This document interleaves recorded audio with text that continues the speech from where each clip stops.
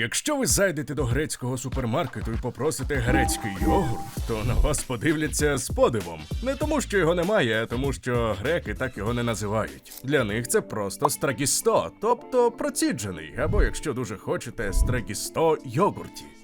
Грецький йогурт – це назва, яку вигадали не у Греції, і популяризував її не грек, а курд із турецької глибинки, який купив занедбаний завод компанії Крафт в американській глушині і заробив мільярди доларів. Але щоб зрозуміти, як так все це відбулося, треба почати від початку. З вами історія на тарілці. Беріть щось смачне, бо ми починаємо!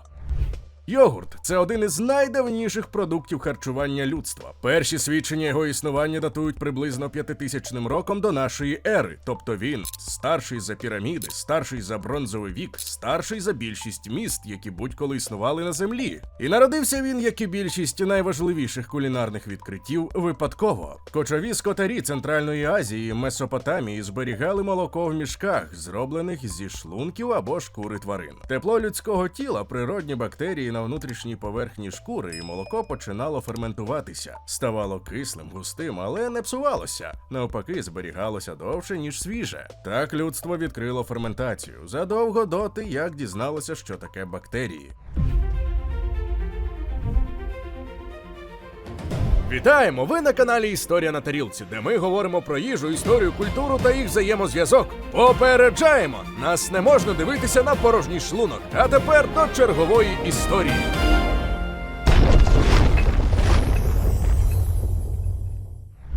Слово «йогурт» турецького походження від дієслова «йогурмак», що означає місити, загущувати. В 11 сторіччі нашої ери воно вже зустрічається у двох знаменитих тюркських письменних пам'ятках – Кутадгу Білік і Діван Лугат ат-Тюрк. Тобто назва і продукт однозначно пов'язані з тюркськими народами, хоча сама технологія, звісно, старша за будь-яку конкретну культуру. Давні греки теж знали про цей продукт, вони називали його оксигала, тобто кисле молоко, але ставились до нього прохолодно. У тогочасних текстах зазначають, що оксигалу їли переважно селяни і вживали з медом. Аристократія воліла чогось шляхетнішого. Перший задокументований епізод появи йогурту в Західній Європі відбувся 1542 року і пов'язаний з французьким королем Франциском І.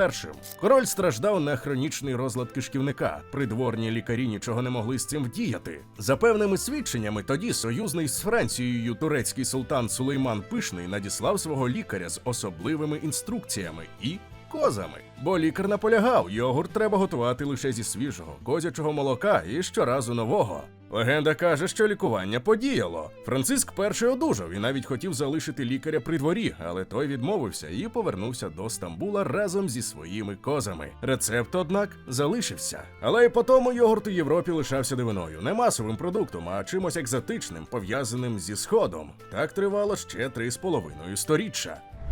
1905 рік. Женева. Молодий болгарський студент-медик Стамен Грігоров досліджував під мікроскопом зразок болгарського йогурту, який привезла йому дружина з дому. І виявив щось, чого ніхто до нього не описував – характерну паличкоподібну бактерію, яка спричиняє ферментацію молока. Він назвав її Lactobacillus bulgaricus – лактобактерія болгарська. Те саме відкриття незабаром здійснить і Мечников, який згодом прочитає лекцію у Паризькому інституті Пастера і заявить, саме ці бактерії відповідають за довголіття. Зокрема, у болгарських селян, які їдять йогурт щодня. Преса, звісно ж, це підхопила, тож йогурт раптово став модним. Аптеки почали продавати його як ліки. У Парижі відкрили спеціальні йогуртові магазини. Ісаак Карасо, єврейський підприємець із Барселони, 1919 року взявся виробляти йогурт промислово і продавати в аптеках. Назвав свою компанію на честь сина Даніеля – Данон. Так, саме той Данон, який вам відомий. Але масовим продуктом йогурту у Західній Європі і США став аж після Другої світової війни. І ще багато десятиліть залишався продуктом для здоров'я, кислуватим, на думку багатьох, не дуже смачним із репутацією дієтичної їжі.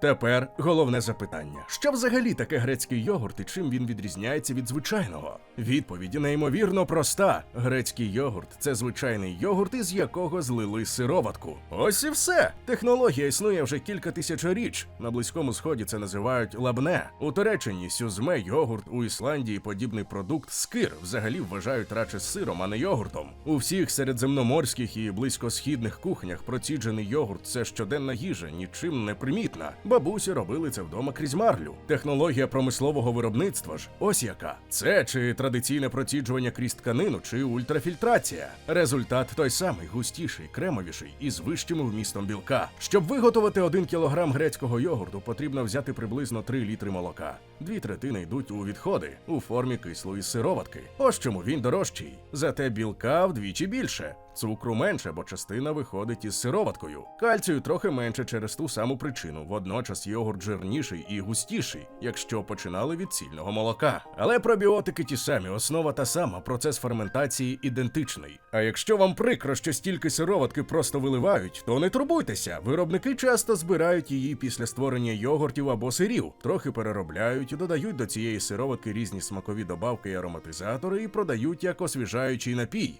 Хвилинка уваги для тих, хто ще не підписаний на наш телеграм-канал.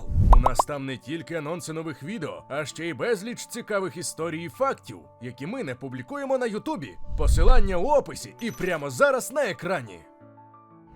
А тепер найцікавіше і те, про що виробники воліють мовчати. Назва грецький йогурт юридично не захищена в більшості країн. Будь-хто може написати це на упаковці. У США, наприклад, довгий час не було жодного стандарту, який визначав би, що саме можна вважати грецьким йогуртом. Тому частина виробників робить дуже просто. Працівники беруть звичайний йогурт і до нього додають загусники: крохмаль, пектин, желатин, концентрат молочного білка. Текстура схожа, ціна вища, проте жодного реального проціджування не відбувалось. На упаковці буде написано «грецький стиль», а чи щось на кшталт того. 2012 року у США прогриміли 2 судові позови проти General Mills і Cabot саме через це. Компанії продавали продукт як грецький йогурт, не проціджуючи його насправді. Позови, до речі, задовольнили.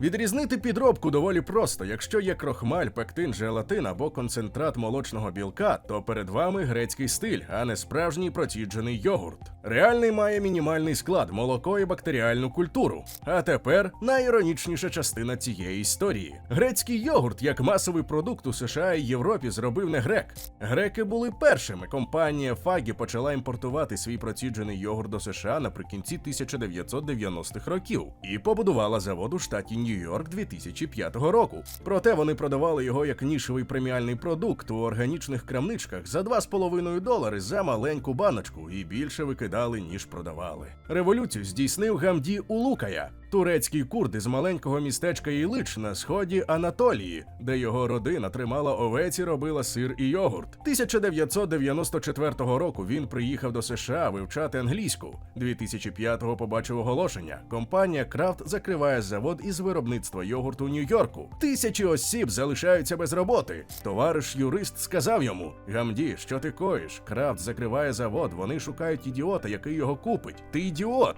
Але Улукая купив завод, найняв кількох колишніх працівників Крафту і майстра йогурту з Туреччини, після чого 2 роки вдосконалював рецепт. У жовтні 2007 року переслав перше замовлення – кілька сотень ящиків до кошерного магазину на Лонг-Айленді. Магазин повторив замовлення вже наступного тижня. За 5 років бізнес Улукаї мав $1 мільярд річного продажу. Чобані стала найпопулярнішим брендом йогурту США. Назву він дав турецьку від слова чобан, тобто пастух, а от продукт назвав грецьким, бо саме так його вже почали називати на американському ринку. Байдуже, чи це грецький йогурт, а чи турецький, якщо він добрий, сказав Улукая згодом у інтерв'ю.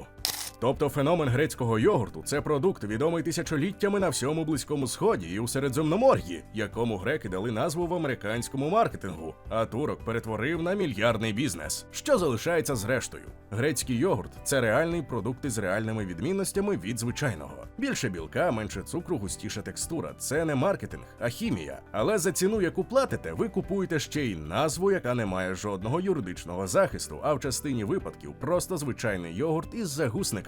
Ну і легенду про грецькість, яку вигадали не греки. Наступного разу, коли братимете йогурт із полиці, погляньте на склад. Якщо там молоко і бактерії, то ви платите за справжній проціджений йогурт. Якщо там крохмаль і пектин, то за маркетинг. Різниця між ними – кілька рядків ззаду на упаковці і 7000 років людської кулінарної традиції, яку хтось просто назвав по-новому і продав за подвійною ціною.